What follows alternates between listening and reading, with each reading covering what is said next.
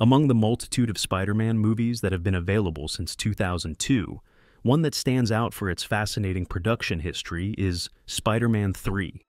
This is evident thanks to the deleted scenes video that has been presented on this channel, where a vast number of scenes left in the editing room were revealed that radically changed the experience of what Spider-Man 3 would have been in 2007 if Sony had allowed Sam Raimi to do what he really wanted to do with the movie. Given this context, the question arises as to whether we will ever see a finished version of Spider-Man 3 that includes much of the deleted material that has been revealed over the years.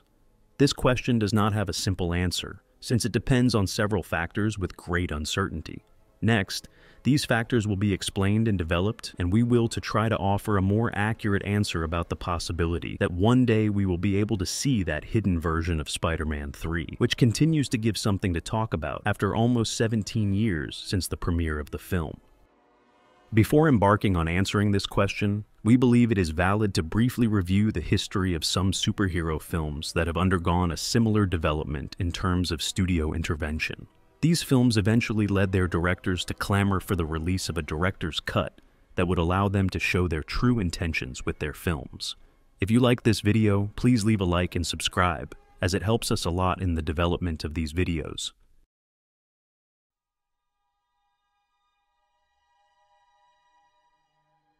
Since 1980, the superhero genre has been the subject of constant interventions by the producers of various movies, affecting the original vision that the directors had for their films. Christopher Reeve's Superman film franchise is a clear example of this. As evidenced in the Donner Cut story video, Superman 2 suffered the firing of original director Richard Donner when 75% of filming was already completed.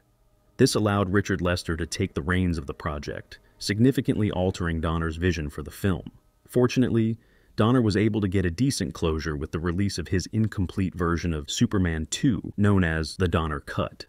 This thanks to the massive support of the fans, which was manifested both in the creation of fan edits that rescued material removed from the film, such as the International Cut, as well as in the sending of letters to the Warner Archive division of Warner Brothers, clamoring for the release of this alternate version of Superman 2.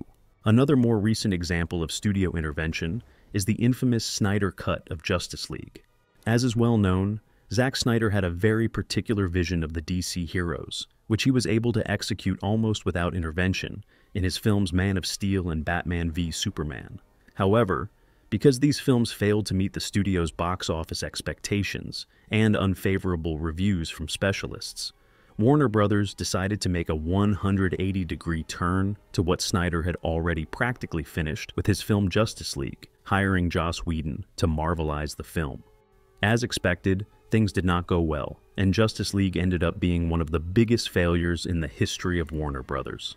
After this, and thanks to the tireless support of the fans who promoted the release of the Snyder Cut through multiple forms, such as the use of the hashtag #ReleaseTheSnyderCut, planes with flags flying over the San Diego Comic-Con, and many other forms of demonstration, this director's version became a reality in 2021, proving to be far superior to the Frankenstein version of the studio. Given the stories precisely described, we can identify a first fundamental factor for the possibility of the Raimi Cut of Spider-Man 3 becoming a reality, and that is the massive and constant support of the fans.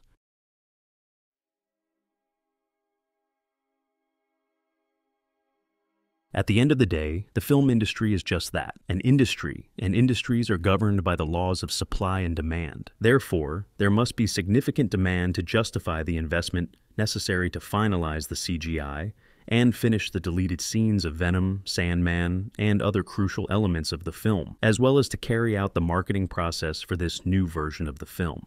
A brief inspection of Google Trends for the term Raimi Cut shows that searches peaked between the years 2021 and 2022, roughly coinciding with the discovery of the deleted scene of Eddie Brock visiting Gwen Stacy.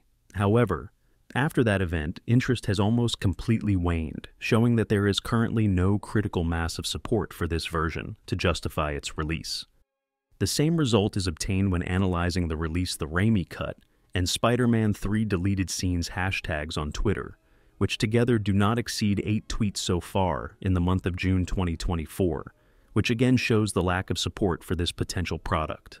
However, all is not lost. If you analyze the term Spider-Man 3 in Google Trends, you can see a consistency of interest over the last few years.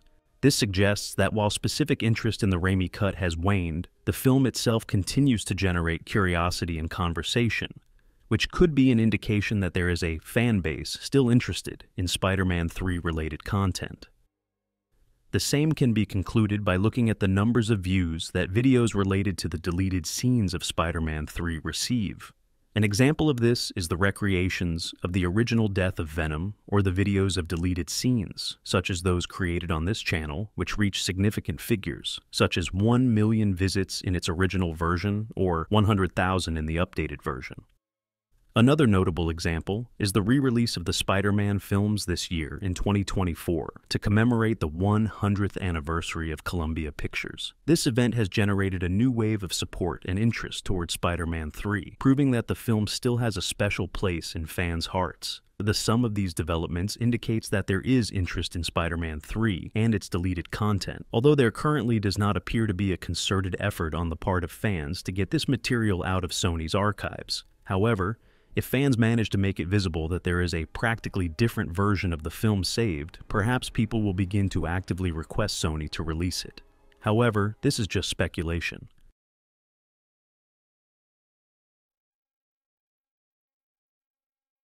Another fundamental aspect that marks the starting point for a Raimi cut to exist is whether Sam Raimi is interested in returning to the editing room, analyzing the forgotten material, and making a new cut of the film. Analyzing Raimi's statements over time about Spider-Man 3, you can see a clear dissatisfaction with the version released in theaters. For a long time, Raimi believed that what happened to the franchise was his fault, which certainly influenced his decision to retire from Spider-Man 4 and step away from superhero movies for a long time. However, the growing fan support for the director, manifested through appreciation for the film and his work as a director, has begun to heal some of the wounds of this situation. Raimi even directed a new superhero movie, Doctor Strange in the Multiverse of Madness, and has expressed interest in returning to direct Tobey Maguire in a potential Spider-Man 4. Despite this, in April 2023, Sam Raimi mentioned that he had no interest in returning to the cutting room floor to release an extended version of Spider-Man 3. Instead, he expressed his desire to tell new stories with Spider-Man. In this context, an alternative was the editor's cut of Spider-Man 3, released in 2017. However, the film's editor, due to multiple factors such as budget constraints and his own opinion that the film works better with fewer scenes than in the theatrical version, he failed to incorporate all of the deleted material that fans were hoping to see. As a last option to see this deleted material, there is the possibility that Sony decides to release it as extras in a future re-release of Spider-Man 3 in physical format. However, in addition to being highly unlikely, it's important to consider that this footage would likely come without any additional CGI to finish it off. This means that scenes like Venom's original death, Spider-Man's extended fights with the Black Suit in New York, and many others would look incomplete without a soundtrack, and, in essence, without anything to really define them as something finished and worth seeing. The aforementioned predicts a rather disappointing ending for the deleted scenes of Spider-Man 3. However, we must also consider that there are many deleted scenes that do not involve special effects, and that could be released easily. These scenes could be installed in a suitable fan edit, allowing us to enjoy Spider-Man 3 in a new and perhaps superior way.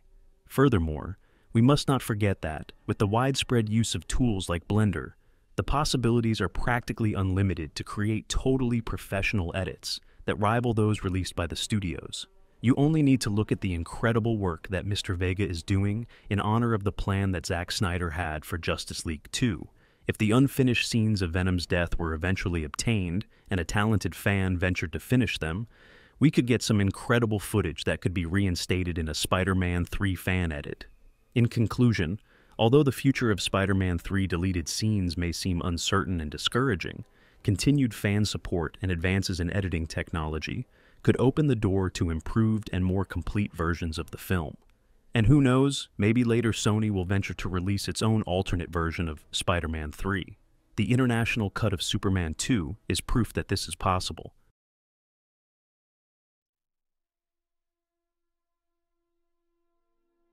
Given all of the above, it can be concluded that the chances of seeing a fully completed official Raimi cut are very low, mainly due to Raimi's lack of interest in embarking on this new montage and the absence of a fan front with a clear goal of supporting this crusade. However, the interest in the material is there, something more realistic, like releasing the deleted scenes in a physical re-release of Spider-Man 3, is a worthy campaign goal. If demand is strong, perhaps it could be achieved.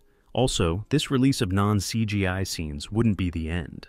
The internet is full of talented visual effects people, which could lead to incredible fan edits that give us a very faithful approximation of what the Raimi cut would have been, and who knows, maybe that's the key to getting an official Raimi cut someday.